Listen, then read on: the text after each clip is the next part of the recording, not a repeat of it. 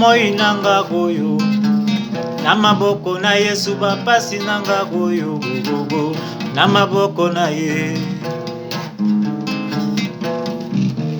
Bomoi nanga na maboko na Yesu, bapasi nanga oyo na maboko na Yesu, na beleli ye. Azali Nzambe na beleli Yesu ko asalelanga.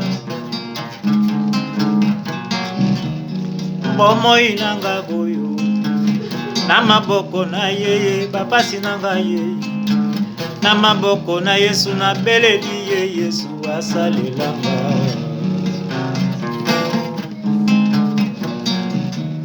Bomoi nanga na maboko na Yesu, bapasi nanga na maboko na Yesu, na beleli ye Yesu azambuya.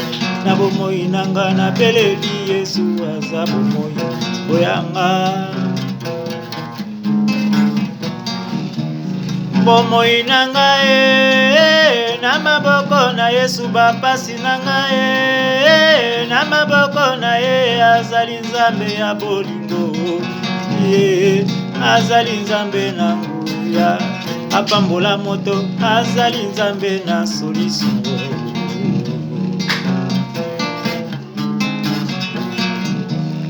Bomoi nanga goyo na maboko na Yesu, na bapasi goyo nanga na maboko na Yesu Yesu na beleli Yesu oya kufaka te aya pembeni nanga, asalelanga oya minene na bomoi nanga. Apesanga mariage Nzambe na nguya, apesanga mosala ye biloko mana kelelaka akosalelanga. Yesu Nzambe abolingo yende nguya nanga, yango na beleli ye.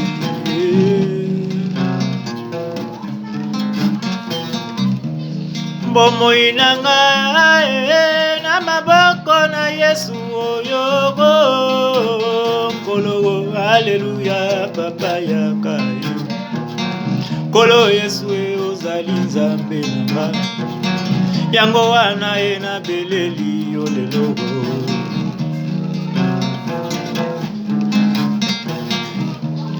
Bomoi nanga na maboko na Yesu, na bapasi goyanga natiki na maboko na ye. Yawe Yesu mokonzi alula.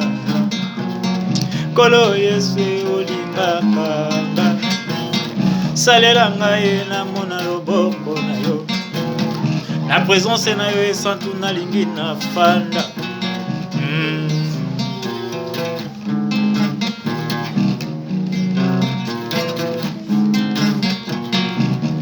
Moninga belela Yesu Kristo aza vivant, alobi pesa nyonso mikumba na yo epai na ye po te yo voyager léger. Aza Nzambe aza kosalela baoyo baza kobelela ye. Yesu Kristo Nzambe nguya belela mpo na mona oyo ya loboko na ye santu. Bomoi nanga na maboko na Yesu, bapasi nanga na maboko na ye, na beleli ye Yesu kolo asalelanga. Na belela mokonzi nanga apambolanga. Yesu ozalaka Nzambe ya mikolo miso, Nzambe ya kutu moke.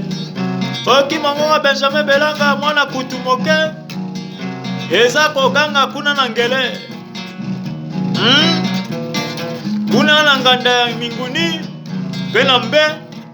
Boyoka mongongo ya mwana na bino Benjamin Belanga na kutu moke, boyoka mongongo ya Benjamin Belanga apamboli.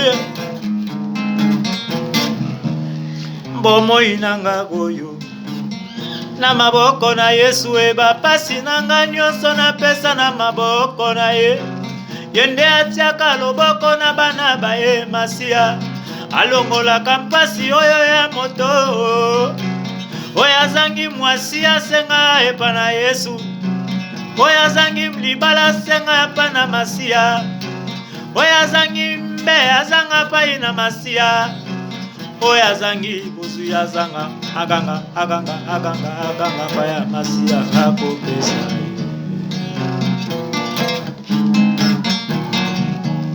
Bomoi nanga boyo na maboko na Yesu, bapasi nanga nyonso na maboko na ye, apesaka gerizo na kati nanga, alongolaka bapasi ya moto kolo nanga.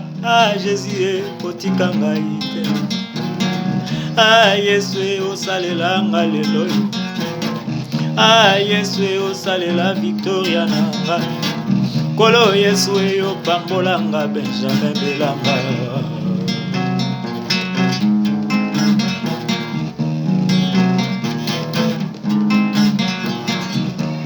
Bomoi oyo yanga na maboko na Yesu,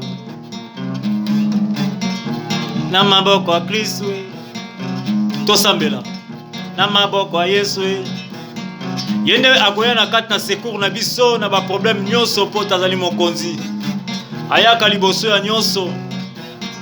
Yesu azanguya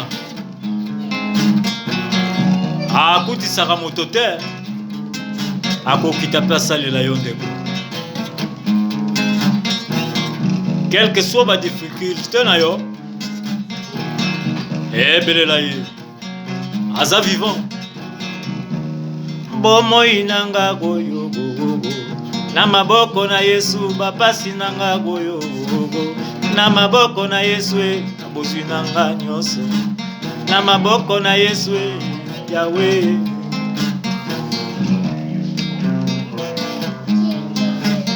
Yesu yozali nzambe na bolingo, kolo yozali nzambe ya monene Yawe, kolo yokita osalelanga lelo, kolo yokita opambolanga Masiya, yaka na présence na yo na libota nanga, yaka na présence na yo na mwasi nanga, yaka na présence na yo na Kongo nanga, yaka na présence na yo na bafere nanga.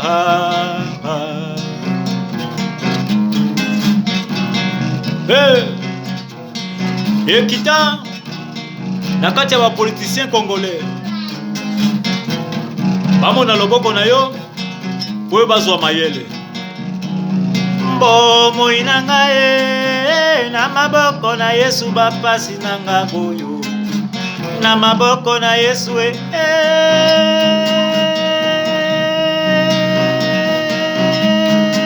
Yawe nanga konda, papa nanga sala ye, ozalaka nzambe ya délivrance Yesu.